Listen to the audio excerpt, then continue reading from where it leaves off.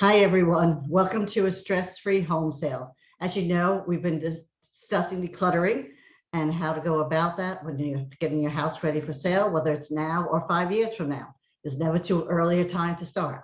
So today I have as my guest, Gail Gruenberg from Let's Get Organized, and I'm so happy to have her. She has some very different specialties in this field that she's been doing for years. So Gail, why don't you tell us a little bit about yourself?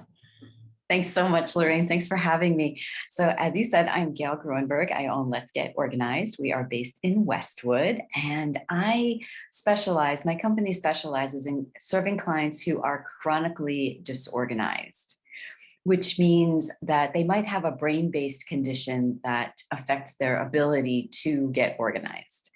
And organizing is an executive function, which takes place generally in the prefrontal cortex of the brain. So if that part of the brain is not being stimulated enough, chances are focus can drift and someone's attention can be impeded, and the executive functions don't necessarily follow very easily for someone who has a challenge in that area of the brain and can present as being chronically disorganized.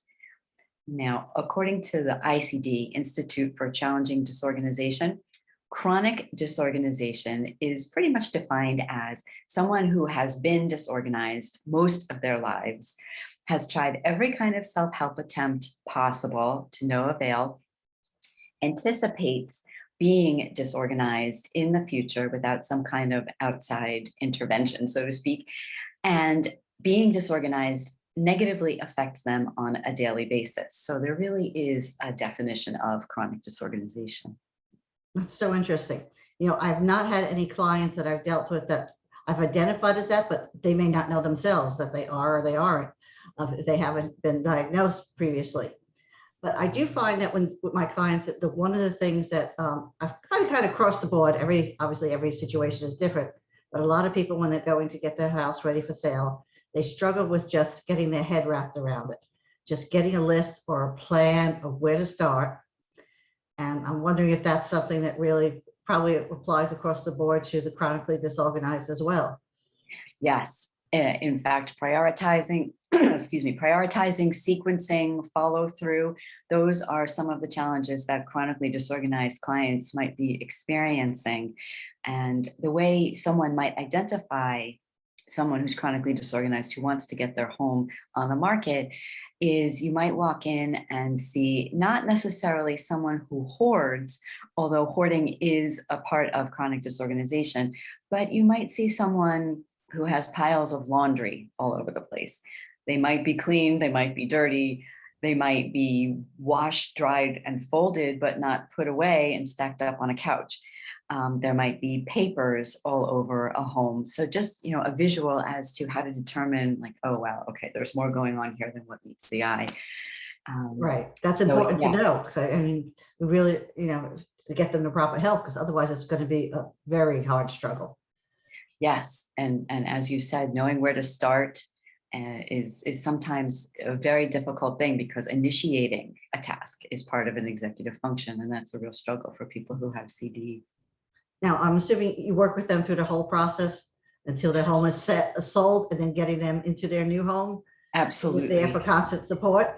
Yes, there's ongoing hand-holding and constant reassurance. And we don't necessarily tackle only the physical stuff, but the behind-the-scenes stuff, like the self-esteem and the self-worth and the follow-through. And I like to think we are a bridge and a raft that keeps someone continuing on their path of starting to declutter through the entire process of and then moving in.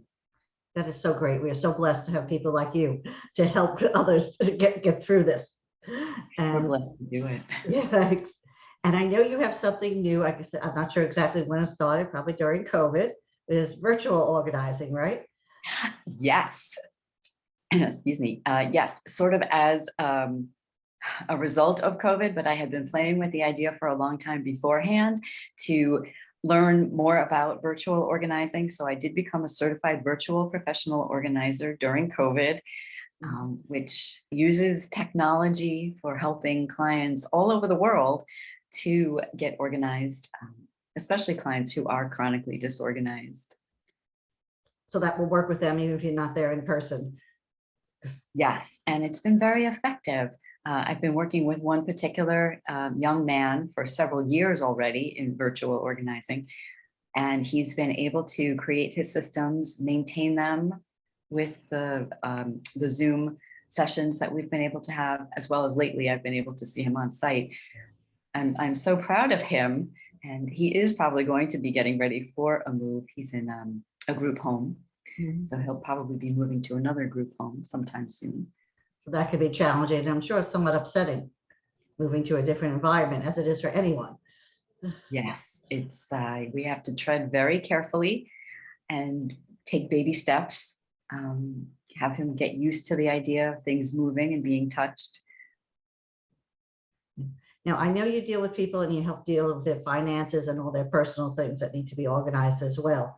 But in organizing, when we're talking about getting a house ready for sale, is there a way after you make the plan that you specifically say you should attack it, go room by room or closet, or do all your closets first? Anything that advice you have to give people? I think of it in terms of layers.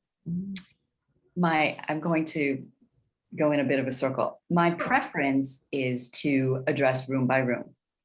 I think it helps to stay focused that way, to have everything in a particular room decluttered, organized, staged, fixed, whatever it is. But also knowing that it might make sense when starting to get a home ready for sale. In my opinion, I think you want to depersonalize it right away.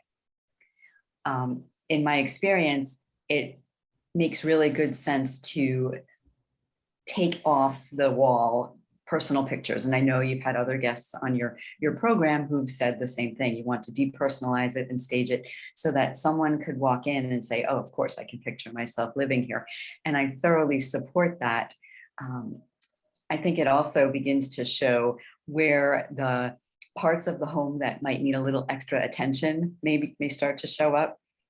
So I would definitely say first start with the personal items, the photos, the knickknacks, the tchotchkes, the whatever it is that makes one's home their home. And we want to turn it more into a house that is able to be sold. And then I say, let's go a little bit deeper and we'll start to pack up the things you know you're not going to need while living in your house while you're starting to sell it. So we kind of go from the outside in a little bit and try to address room by room if we can. You know, I like that. I like that approach. I think it helps by just, most of the things that are personalized are going to be packed away. So it doesn't have so much decision making as if they're getting rid of items or discarding items or donating items yet. You're just taking things and mostly just packing it away. So that's an easy baby step. And then you were right. Then it helps also then start to detach from the home, because as the way we live in a house is not, as you know, it's not the way we sell a house. And that's a very emotional aspect of our jobs that we have to deal with day in and day out. Yes. You can be part psychologist as well as realtor or organizer. That's right. So Gail, it's been so lovely talking with you as always. And I know you're going to be coming back and talking to us about another one of your specialties, helping someone through a divorce at a sale. Yes. Okay. I look forward. Okay. Thanks so much. Bye. Thank you. Be well.